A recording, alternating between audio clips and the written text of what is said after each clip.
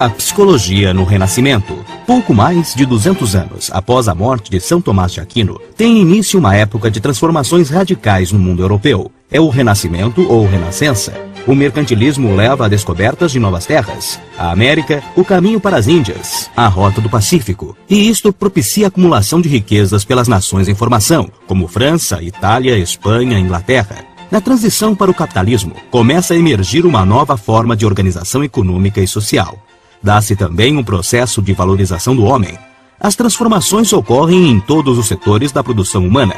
Por volta de 1300, Dante escreve a Divina Comédia. Entre 1475 e 1478, Leonardo da Vinci pinta o quadro Anunciação. Em 1484, Botticelli pinta o Nascimento de Vênus. Em 1501, Michelangelo esculpe o Davi. E em 1513, Maquiavel escreve O Príncipe, obra clássica da política.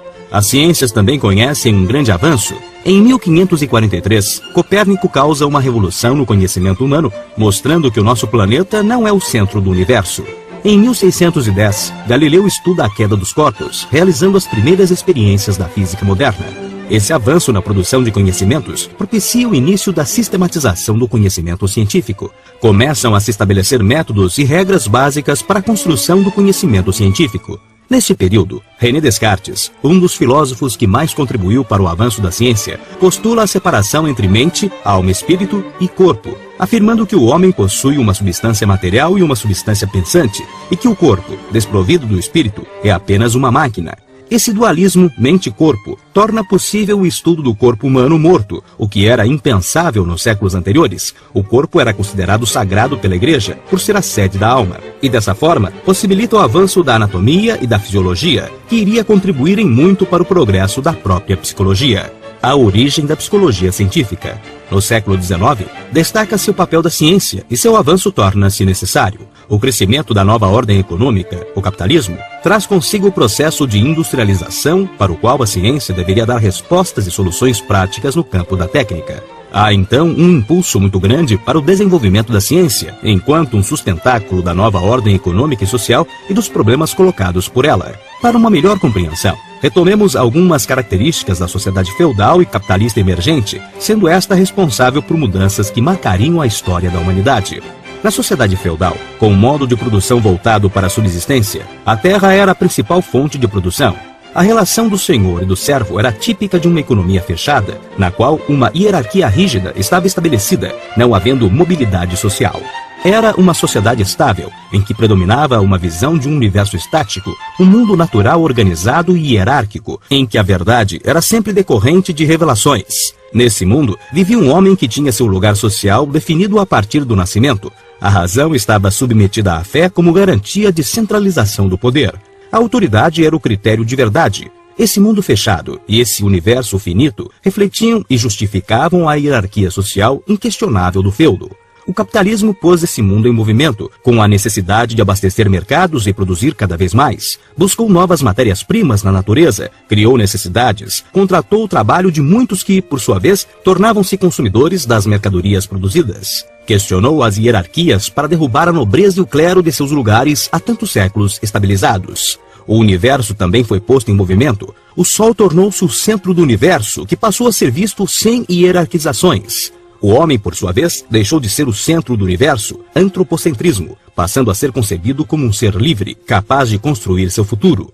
O servo, liberto de seu vínculo com a terra, pôde escolher seu trabalho e seu lugar social. Com isso, o capitalismo tornou todos os homens consumidores em potencial das mercadorias produzidas. O conhecimento tornou-se independente da fé.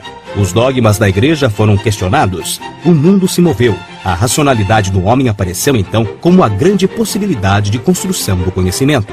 A burguesia, que disputava o poder e surgia como nova classe social e econômica, defendia a emancipação do homem para emancipar-se também.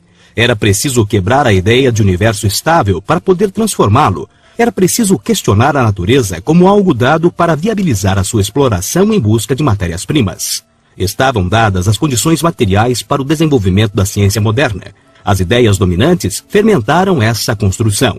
O conhecimento como fruto da razão, a possibilidade de desvendar a natureza e suas leis pela observação rigorosa e objetiva. A busca de um método rigoroso que possibilitasse a observação para a descoberta dessas leis apontava a necessidade de os homens construírem novas formas de produzir conhecimento que não era mais estabelecido pelos dogmas religiosos ou pela autoridade eclesial. Sentiu-se necessidade da ciência.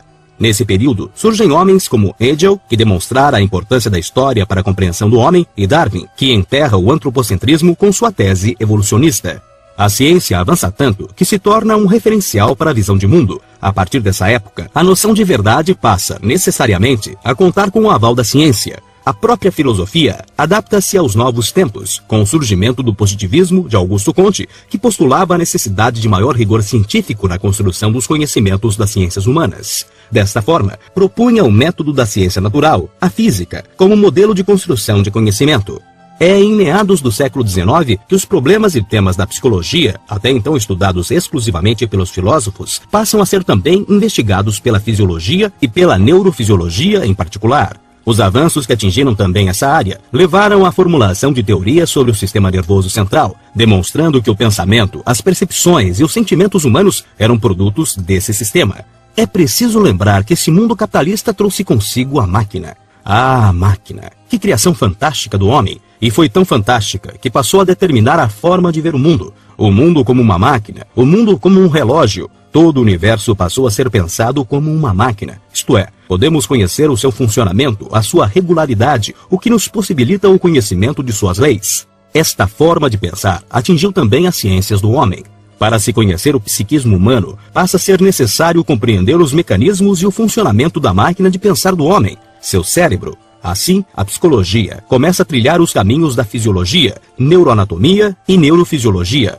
Algumas descobertas são extremamente relevantes para a psicologia. Por exemplo, por volta de 1846, a neurologia descobre que a doença mental é fruto da ação direta ou indireta de diversos fatores sobre as células cerebrais. A neuroanatomia descobre que a atividade motora nem sempre está ligada à consciência, por não estar necessariamente na dependência dos centros cerebrais superiores. Por exemplo, quando alguém queima a mão em uma chapa quente, primeiro tira-a da chapa para depois perceber o que aconteceu. Esse fenômeno chama-se reflexo, e o estímulo que chega à medula espinhal, antes de chegar aos centros cerebrais superiores, recebe uma ordem para a resposta, que é tirar a mão.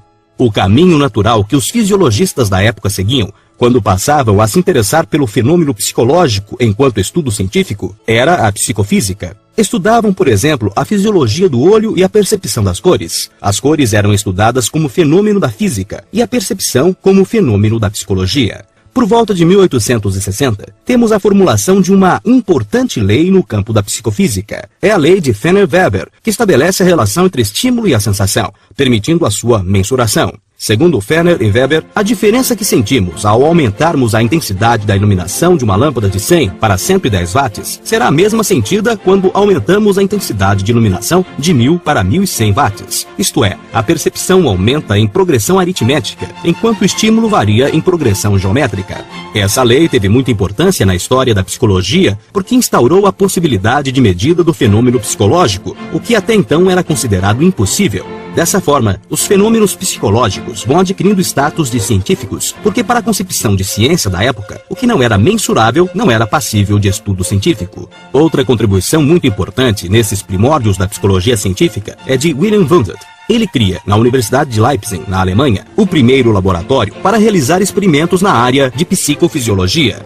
Por este fato, e por sua extensa produção teórica na área, ele é considerado o pai da psicologia moderna ou científica. Wundt desenvolve a concepção do paralelismo psicofísico, segundo a qual aos fenômenos mentais correspondem fenômenos orgânicos. Por exemplo, uma estimulação física, como uma picada de agulha na pele de um indivíduo, teria uma correspondência na mente deste indivíduo. Para explorar a mente ou consciência do indivíduo, Wundt cria um método que denomina introspeccionismo. Nesse método, o experimentador pergunta ao sujeito, especialmente treinado para a autoobservação, os caminhos percorridos no seu interior por uma estimulação sensorial, a picada da agulha, por exemplo. Em nosso próximo encontro, continuaremos com a psicologia científica.